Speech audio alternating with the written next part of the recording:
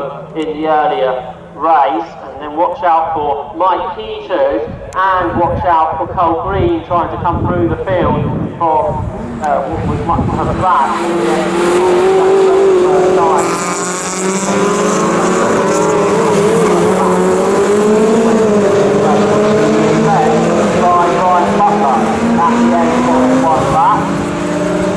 Butler ahead by 9 seconds, just about had enough of an advantage to stay ahead. The two MGZRs are battling well. Mark Bellamy and Paul Wignall in different classes. The Class B 170 ahead of the Class A 160, and then you've got the Ian Wright midget between them and the chasing Mike Peters and Cole Green, who's come through 8th and 9th positions respectively from not great grid positions and not great starts either. But it's Brian Butler that leads, Keith Agar second, third is Chris Greenbank, fourth is Mark Wright, fifth is Mark Bellamy, sixth is Ian Wignall, seventh is Ian Wright, eighth is Mike Peters, ninth Cole Green, and 10th is James Johnson at the end of the first 3 miles of the race.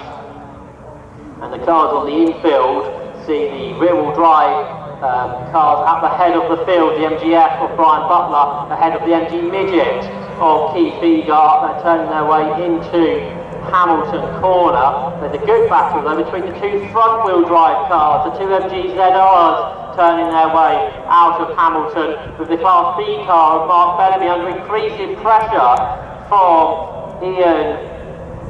from Paul Wignall in the Class A leading MGZR. He knows his class rival, Ian Wright, is not far behind him, just 1.2 seconds at the end of the first lap. So he's keen to get on with this and not to get caught behind the Mark Bellamy car with slightly more power.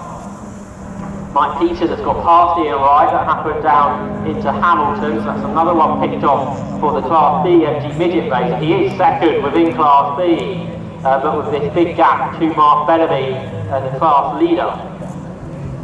Although that gap is reducing all the time. The overall leaders turn their way through Coram Curve for the second time in this race and down in towards Murray. Brian Butler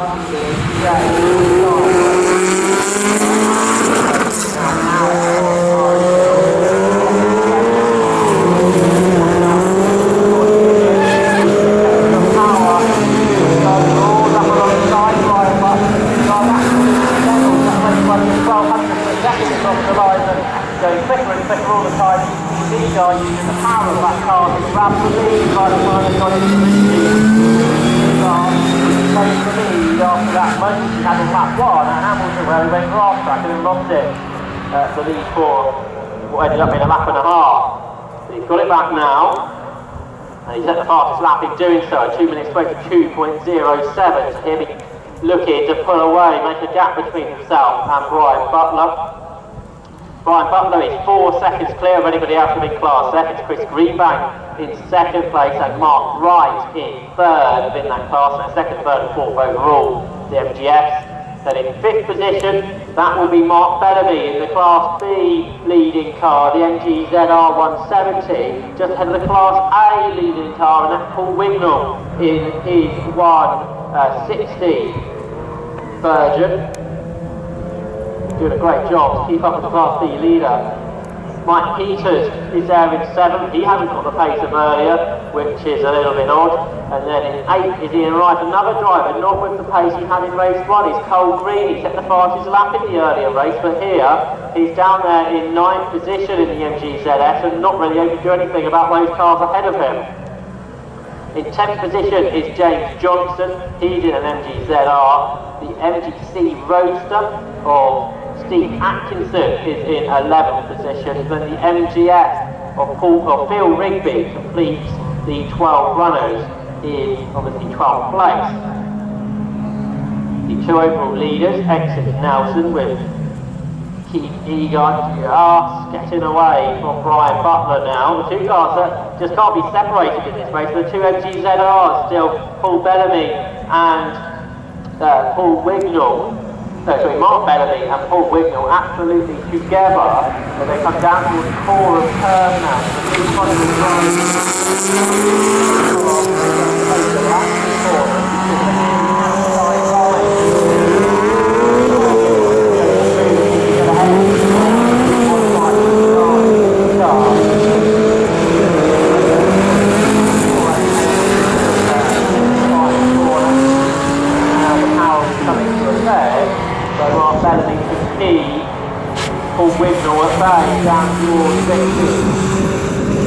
Mark Bellamy's got to watch out because his class rival might be and Lampard is a half quicker than Mark Bellamy. So Mark Bellamy says Mike Peters 44 to 6 in the battle for Class B. Keith Egar leads by 1.3 seconds at the end of 3 laps. He's a new best lap of the race, 2 minutes 21.898 on that, the third lap of the motor race. In third, Chris Greenbank, he's fallen away from Brian Butler in this race, already 5 seconds behind, and he's got Mark Wright just 1.5 seconds behind him and doing a similar type of pace. Then you've got Mark Bellamy and Paul Wignall battle. They can't be separated in this race, but chasing them now is the MG Midget of Mike Peters. And can Peters do anything about these two ahead? And particularly for him, it would be the Class B rival, Mark Bellamy, that he is most worried about as they make their way down into the right-hander Oggies. Behind them, finally, Cole Green has got past Ian Wright, so the MGZS moves ahead of the MG Midget. And then still Johnson, Atkinson and Rigby to complete the 12 runners. Just the 4th lap, there's 11 minutes on the clock. The two leaders, not that far apart, are turning their way out of the S's, out of Nelson, with the Keith Egar MG Midget ahead of the MGF of Brian Butler. A bit further back, the two ZR still together.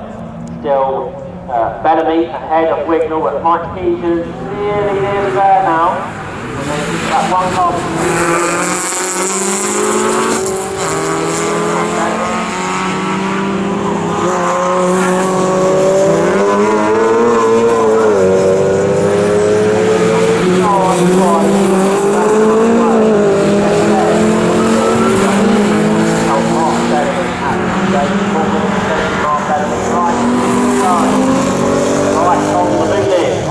Ahead of him as they cross the line, just 1800ths of a second apart. The Robert Cross still on the back of Class A car. Oh, Paul Wignall now that's got to pass.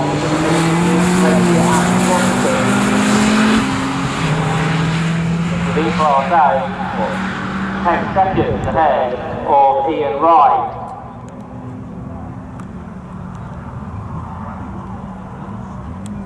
Overall lead gap came down 1.2 seconds between Keith Egar and Brian Butler. So Brian Butler hasn't given up on an overall victory in this race as we head into the second half of it. And then you've got Greenbank and Mark Wright, 3rd and 4th positions. That gap pretty stable at 1.5 seconds. And then the MGZR battle, which just opened out a bit now. Mark Bellamy just eked out a margin over Paul Wignall, and that means the Class A leader Wignall is under pressure from Mike Peters in the MG Midget. Cole Green into 8th, as we say, but his pace just not where it was in race 1. And then Ian Wright and James Johnson in 9th and 10th positions respectively. Race leaders overall heading out of Nelson with the Midget ahead of the F, but again, not terrible amount between the two of them. Not quite close enough to challenge yet, Brian Butler, but about a second or so away, they turn their way towards the end of the lap. Split short Midget.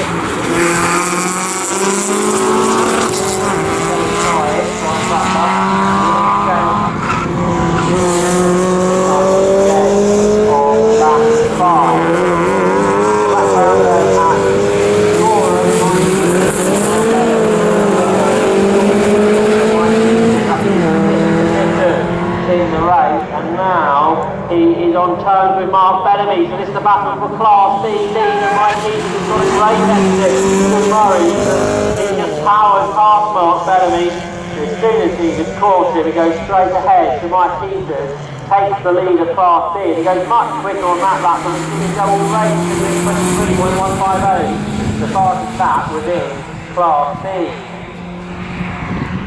Now, I've got a problem for pole green. It's the MGCC that's not in the back of the field. Now, pole green hasn't been lapping anywhere near the pace of the space from the earlier race. So is pole green bound for the pit lane? No, he's not, but he's at the pace as he comes to complete the lap, and he is in now the very last position in 12th place. And at that pace, he's going to struggle to get to the end, surely. A 3-minute lap put in there by Cole Green, who was the star of race 1, but not such a good second race for him, to put it lightly. So, this is lap 6. There are 6.5 minutes on the clock. It should be a 9-lap race. And the leader is Keith Egar by 1.47 seconds over Brian Butler. So he just eked out a margin on that lap. Chris Greenbank in third has got a much bigger gap over Mark Wright. A slower lap for Mark Wright means he is actually closer to the car behind than the car in front, and that's because Mike Peters, pushing on doing a personal best lap, is chasing him down. So can Mike Peters get any more positions on the overall order? It's currently in 5th. Behind him are Mark Bellamy and Paul Wignall, Class B and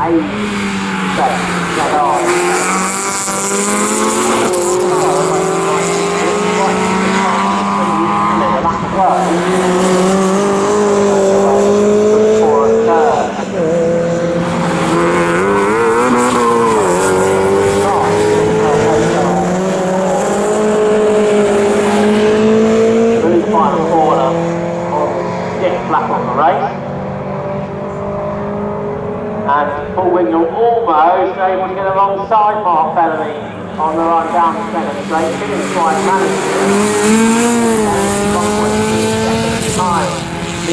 Or Mike Peters at his fast in a personal best lap for the car of Paul Wignall, and 24.042. That is the fastest lap within Class A in this race.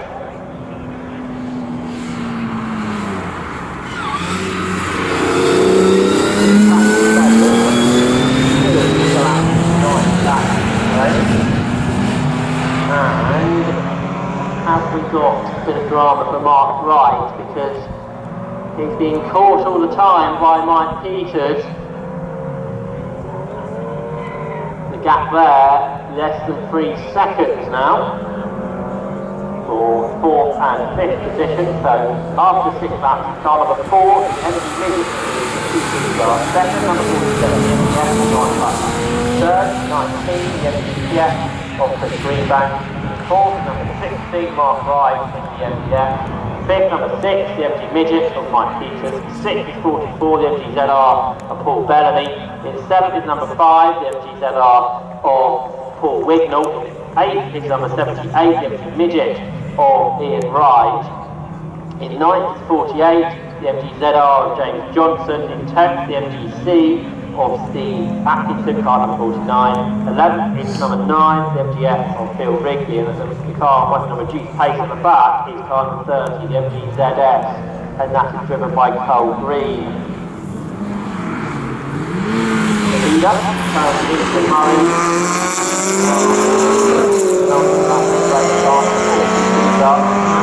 the first ever win for his racing morning, and he may get the second run. Brian Butler at bay, Brian Butler. The best lap of the race, and therefore the best lap on Class F. 23.303, bringing the gap to the leader, Keith Egar, down to 1.8 seconds. So the Greenbank third, Mark Wright 4, and Mike Peters in Class B, leading that team 4. by Mark Bellamy once more. The gap back down onto a second, a personal best lap for Mark Bellamy at 2 minutes 23.996. Brilliant all the time. Brilliant. All with him in the Class A MGZR. So they turn their way through Palmer.